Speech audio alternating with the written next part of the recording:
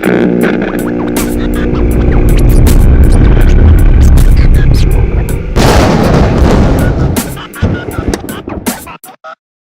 are back this week with another movie review. Roger's pick this week. This is for his birthday. Wild March was his pick. 1969, correct? Sam Peckinpah. One of your favorite films? Yes? Yeah. One of my favorite directors. One of his best films. Yeah. It was a good film. I I think I've heard you say before, Roger, this is one of your favorite films. I haven't seen it, and I love it. Just because I was exposed to Tarantino first, obviously I'm like, this reminds me of a Tarantino film, when in fact it's just the opposite. Tarantino's film have Peckinpah's influence all over him, like all over him, even from his logo, Band Apart. You know, I mean, it looks like this movie. It was in this movie. Well, I saw that. If you watch The Getaway, you know, Steve McQueen wears the black suit with the white shirt underneath the black tie. Peckinpah had Steve McQueen wearing that in the 70s, before Tarantino was, you know, so it's interesting when you study your film history and what you actually learn and what comes from what. With like the slow motion kills, you can find that in like a lot of Kurosawa films. Kurosawa was influenced by John Ford, an American Western director that did the John Wayne films and stuff. So a lot of them, like Stagecoach and The Searchers. Yeah, I think artists of any age borrow from each other and build on it. That's the line I'm letting you see, I guess. Peckinpah he really humanizes it. It's like what today audiences might find superfluous in a film. He highlights and it almost humanizes every character and shows like a duality in them in a way. It's strange. Like he makes you. I think he takes to this in a sense that he's like, what would it feel like to be there? And he creates a scene until it's as detailed as it can be and still be timely enough to get his point across. He really takes the time to show you everything that's around. He does. Fills your like mind with the geography of the scene and what it is to be in that place and in that time. And he doesn't really polish it. Poverty. Yeah, it's awesome. I thought he's a general. They call him the general, but I'd say he's a warlord kind of guy. Okay. I mean, maybe he was an actual general in the Mexican military. Maybe he is. He probably is a general in the military, but you know, this is so corrupt. Yeah, it's just so corrupt. This is what he does, and I think he's just like it's degenerated into a warlord of that area and everything, and that's what he does. I mean, who's going to do anything about it.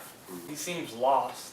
Yeah, well, he's drunk out of his mind, and he has a lot of power. He looks down at the boy, you know, which is what I said. He humanizes him, you know, and that little boy is so admiring him, and and brave. He's just like the general. He's showing his bravery by standing there, smiling, and there's war going on. Definitely, it was a western. Definitely paced as a western. There was no questions about that. To me, it was more than just a western for sure. There was a lot going on there. Yeah, there definitely was a lot going on. And it's almost like, in a way, it's like a character film. You know, that's what it is. It's you get your introduction in the beginning, even with the I guess the intro would be like old timey photos. But they introduce the characters there. In the end, they revisit them again. They show them again. Yeah, and they're laughing, smiling, and everything. Yeah. The film as it passes on. Yeah. Because really, the film, other than that, I guess it's not a totally somber note that it leads you on, because Deke, is that the character's name, Deke? He's sitting outside the gate, and he's and so he gets to join up with the old crew and stuff like that. But it's only Freddie Sykes, played by Edmund O'Brien. He's just this guy. He goes like, "I'm gonna steal this girl." And he goes over there, takes him away. He's got tobacco. If you could go there. At least I felt like I was there. I don't know if she was like. From what I remember, she was disgusted by it, probably because I was. I can't wait to pick another movie where he's in it and you try to recognize him. Yeah, from that character. Yeah, because I can't do it very well myself. When he drinks that whiskey. And then he hands out, I was like, oh, I could never be after that dude. There's no way I could ever be after that guy. And then he hands it to He just downs the whole thing. I would have been happy to be the guy that didn't get any. You know, he feels like he's Raz, but I've been like, after that dude, no thanks. Yeah, I'm good. Well, completely appropriately named though. It was the Wild Bunch. From like they're swimming in big vats of wine with 3 ladies. You know. Which Sam Peckinpah hired. They were actually hookers. They weren't. They weren't actresses. They were actually They were prostitutes. actually prostitutes. Yes. Where was this filmed at? It was in Mexico. Okay. Oh, that's awesome. Well, so was Bring the Head of Alfredo Garcia. Yeah. Well, you could probably get away with a lot filming down there. There was probably no regulations, nobody breathing down his neck for stuff. Why not film down in Mexico? He's definitely an on-location kind of director, not in the studio, because he hated the studios. I thought this film was it was like, when it started out, you're like, okay, who's going to be the bad guy? Who's the protagonist, you know what I mean, in the group here, or what's going on here? Because you had the guy with the mustache, I don't know I can't remember, is he like a bounty hunter? Pete Thornton? Yeah. He's not a bounty hunter. He was part of the bunch, and he's going to prison, and it's like a plea bargain. Like And they whipped him in prison. Yeah. Tortured Ate him. Yeah, they tortured him. And that's why they're using him to find his old buddy. Find the old wobble. Because they think alike. They spend a long time together. If And anybody you can see find him, he can. He's leading him right to him. Yeah. Okay, makes sense. But he keeps giving them idiots. Yeah. Strother Martin and Oh, the 2 rednecks. that fight over each other. Yeah. TC. They're friggin' idiots. Yeah. Now, those characters supposedly put on a homosexual undertones because they wanted to, and they took it to Sam Peckinpah, and he liked the idea. So those characters, there's certain, if you pay attention, there's certain in the beginning when they fight over the boots, and you're like, you ought not talk to me like that, that scene. But there's also people that talk about the undertones when Dutch in the beginning talks about not having any other way to Pike Bishop at the campfire and everything. Yeah. About how but it's male camaraderie and how they stick together till the end. That's what this movie also has in it. And this is what he talks about when they start to fall apart, when they're riding together and they fall down. Do you even understand what happens there? Yeah, what did, the old man took them the wrong way down the cliff and the that's horses fall over. That's the thing, right? You're watching the movie and things happen, you're like, what the fuck just happened there? Yeah. It catches you off guard because it keeps you... And somehow he either let him down the hill or he fucked up with the horses or got They them all bad turn into horses. tumble down the sand. Yeah, very dangerous. I was just like, what the fuck? Yeah, I think I laughed because I was just like, what the hell, man? This is crazy. So they weren't happy about it, and they were about to kill the guy. Yeah. Well, it was when he gives a monumental speech where he says you've got to stick together to the end. If you don't do that, you're some kind of animal. That's what it is. Yeah, that was the one. He goes to get up on his horse, and his stirrup breaks, and then he falls down on his back and looks like a fool in front of Looks old. Yeah, and Warren Oates, his character, questions whether they should stick with him or if they should just split. He's like, you can't even, how are you supposed to run somebody down? You can't even get on your horse. Yeah, he gets up and it's like, oh, and everybody's like, oh, okay, maybe you can, alright. But it's until they get the guns that they really give them the respect and understand that they and I think that's why they play the joke on Warren Oates there, because he's the one giving the shit before. So at the end, when they pass the bottle around, they don't give it to him. Yeah. And it's the ultimate joke, because it was his brother that shared it, was in on the joke in the beginning, So it's just a good way to, make them eat crow. Ben Johnson's characters, the other brother's characters' way of, kind of redeeming or saying sorry without having to say sorry, offering him his bottle of icy after a good job well done. Yeah, that's what that was completely Yeah. about. He was kind of giving him an honor. He's like, dude, my bad. Yeah. Good looking out. You did it, dude. Yeah. You did it. And it's smooth. Yeah, they just pull the take it. They Take take it off. The angels hiding in the water, though, that's smooth. I always like that. Who appears and pops up and he's like, just do your job. In the trough. Yeah. Falls. He said it was improvised. It wasn't in the script. That and the walk at the end of the film was improvised, which is crazy to think that wasn't in the script. But yeah, it wasn't in the script. There was he was just supposed to be. They were supposed to be at the whorehouse or the brothel, and then they're just going to appear, I guess, at that gateway, which is pretty iconic looking. It probably would have been the iconic picture of the film, but they had the iconic walk instead. There's a lot of things in this film. There's a lot of beautiful cinematography going on there's all tons over the of place. like real wide skies, real like long like mountain range with valleys and more mountains, and then skyline, and then there's like just loads of like clouds and skies. It's just full of everything. Like it's a real lush green trees and scenes. It's just a beautiful film. Yeah, Michael Madsen said he feels like you can taste the sand. Yeah. And you do when you like tumbling down. It's like, goddamn, the camera's so close to it. yeah, those dunes just forever. My favorite shot was the train, when you first see the train like roll in across like the valley and across that plain. Reminded me of being back home in California, like seeing those train tracks and stuff like that. So it was kind of cool seeing that. I think it was well shot. The whole train scene was shot well for me. I liked all that. Like even like all the way to the part where they blew the bridge up. That whole scene was really well done.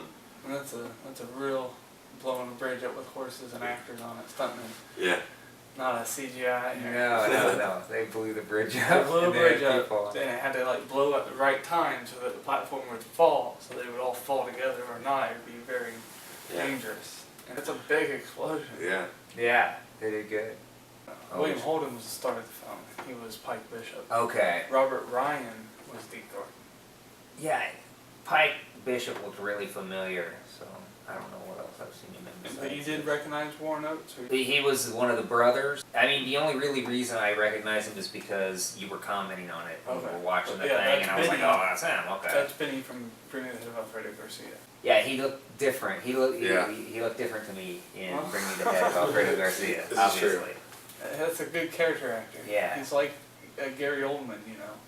He blends in, he can do so many things, and he's one of the best ever.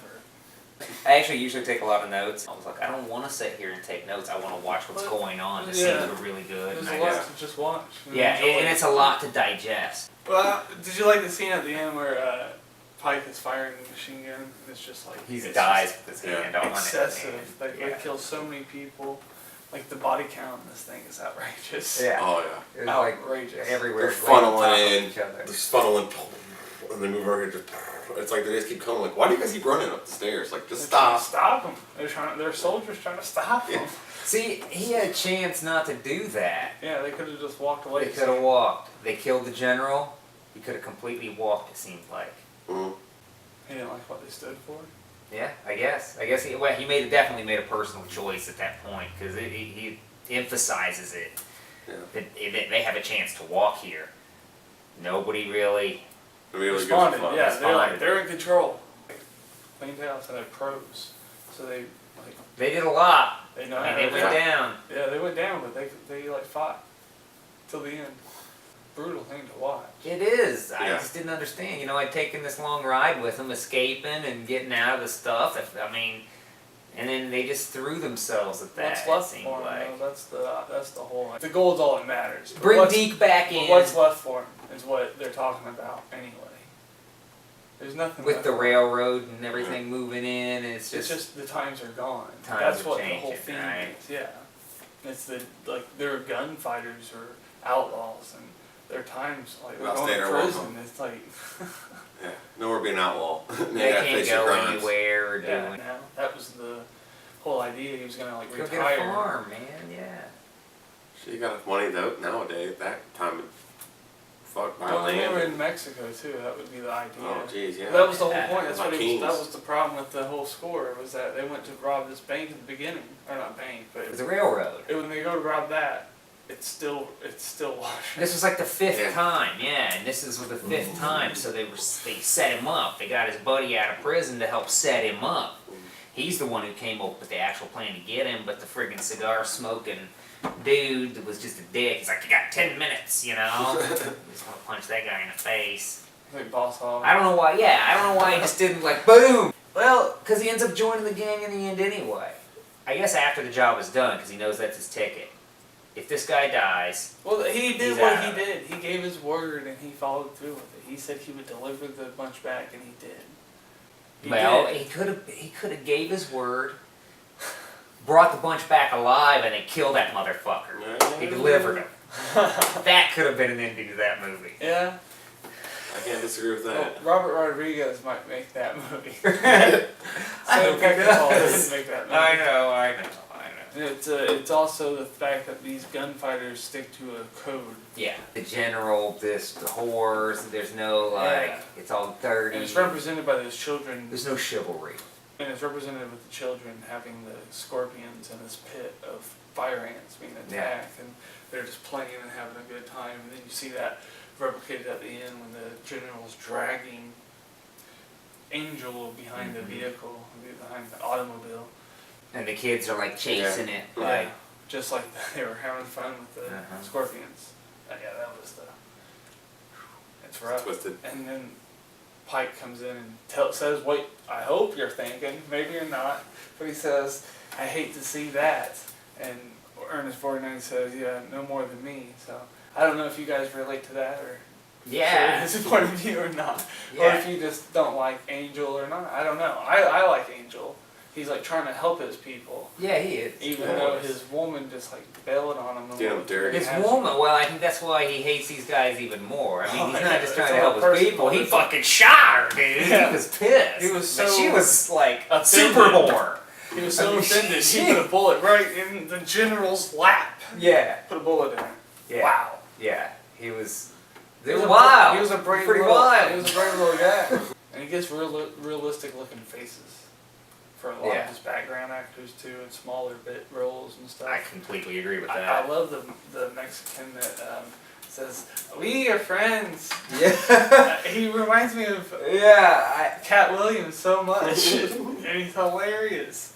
I don't know what else I've seen him in, but that guy in that role is so fucking awesome, and it reminds me of the Treasure of the Sierra Madre with Humphrey Bogart, because there's the famous scene in that where the Mexican catches Bogart in the desert, and he's just like this, and he says, "We don't need no badges."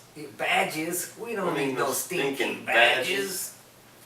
And then they replicate it in Blazing Saddles, but that was originally from Treasure of Sierra Madre. That's the thing that they really established with Deke, is the fact that all those guys that are riding with him, they're all looking to him for complete guidance, because they're just worthless. And that shows that he is on the level with Pike and the other guys. Yeah, he keeps talking about it. He's like, "I'm stuck with you idiots." And he praises Pike. He Yeah. says that those are men out there, and I'd like to be with them. You know, Yeah. you're a bunch of Calls him all things. sorts of stuff. Just insulting.